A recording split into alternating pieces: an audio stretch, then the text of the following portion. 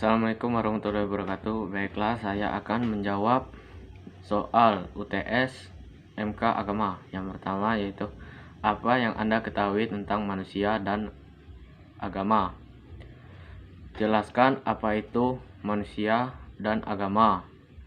Setelah itu, hubungkan. Manusia adalah makhluk yang paling sempurna di muka bumi ini yang diciptakan oleh Allah Subhanahu wa taala menggunakan tanah. Setiap manusia yang lahir ke dunia ini membawa kemampuan-kemampuan yang disebut fitrah. Sedangkan agama adalah sistem yang mengatur kepercayaan dan peribadahan kepada Tuhan yang Maha Kuasa, serta kaidah yang berhubungan dengan budaya dan pandangan dunia yang menghubungkan manusia dengan tatanan kehidupan. Berikut macam-macam agama. Yang pertama, Islam. Yang kedua, Protestan. 3, Katolik. 4, Hindu. 5, Buddha. 6, Konghucu. Dan lain-lain. Masih banyak yang lainnya. Sedangkan hubungan manusia dengan agama sangat penting dalam kehidupan manusia, dikarenakan agama merupakan sumber kepercayaan, sumber petunjuk, kebenaran, sumber informasi tentang masalah metafisika dan bimbingan rohani bagi manusia. Baiklah, yang kedua, apa yang menjadi sumber ajaran Islam? Uraikan Islam itu apa dan sumber ajarannya apa? Islam adalah suatu agama yang diturunkan oleh Allah Subhanahu wa taala kepada Nabi Muhammad SAW. Agama Islam meliputi akidah, syariat, dan akhlak. Adapun sumber ajarannya yaitu 1. Al-Qur'an. Al-Qur'an adalah kitab suci yang diturunkan oleh Allah Subhanahu wa taala kepada Nabi Muhammad SAW yang berisikan tentang kumpulan wahyu atau firman Allah yang disampaikan kepada Nabi. Yang kedua, hadis atau sunnah. Hadis adalah segala perkataan, perbuatan, serta kebiasaan Nabi Muhammad SAW. Dan yang ketiga yaitu ijtihad. Ijtihad adalah pendapat atau tafsiran. Baiklah, yang ketiga yaitu apa yang menjadi kerangka ajaran Islam?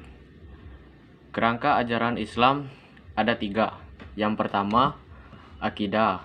Yang kedua, syariah. Yang ketiga, akhlak.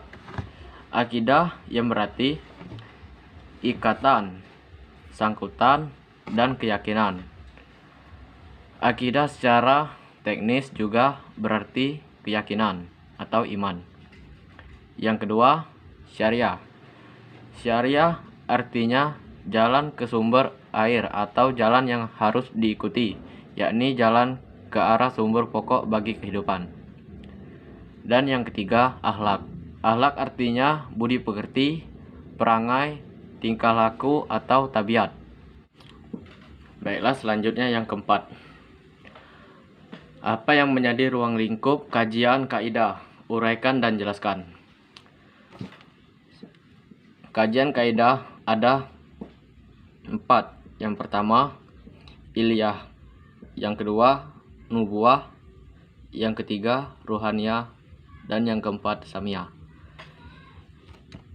Ilahiyah berarti membahas tentang segala sesuatu yang berhubungan dengan Allah Subhanahu wa taala, seperti nama-nama Allah dan perbuatan Allah.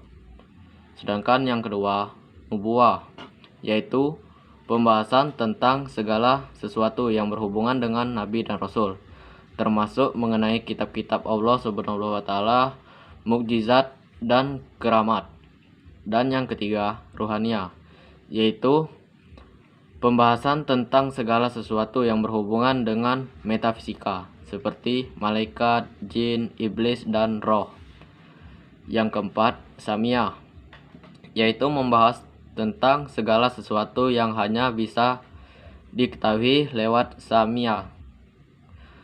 Maksudnya melewati dalil berupa Al-Quran dan As-Sunnah seperti alam barzah, akhirat, surga, neraka, dan lain-lain. Baiklah, selanjutnya nomor 5, yaitu jelaskan perbedaan Nabi dan Rasul. Setelah itu sebutkan 25 Nabi dan mengapa kita harus mengimani qada dan qadar. Yang pertama yaitu perbedaan Nabi dan Rasul. Nabi menerima wahyu dan mukjizat, tapi tidak diutus untuk membawa hukum kepada kaum tertentu. Sedangkan Rasul menerima wahyu, mukjizat, dan diutus untuk membawa hukum baru kepada kaum tertentu ataupun seluruh manusia.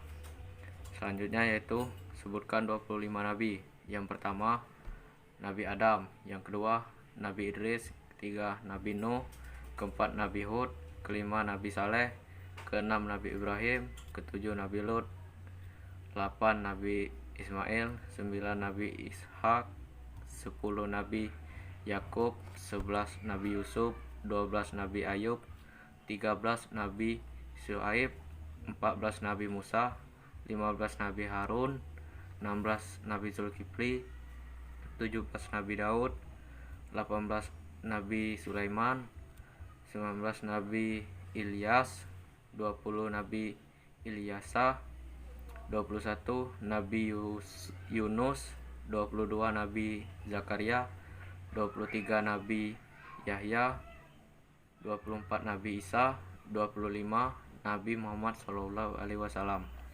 Selanjutnya yaitu mengapa kita wajib mempercayai qada dan qadar. Alasan mengapa kita beriman kepada qada dan qadar disebabkan karena apabila seorang muslim tidak mengimani salah satu rukun iman dalam Islam, yakni qada dan qadar, maka orang tersebut tidak dikatakan beriman.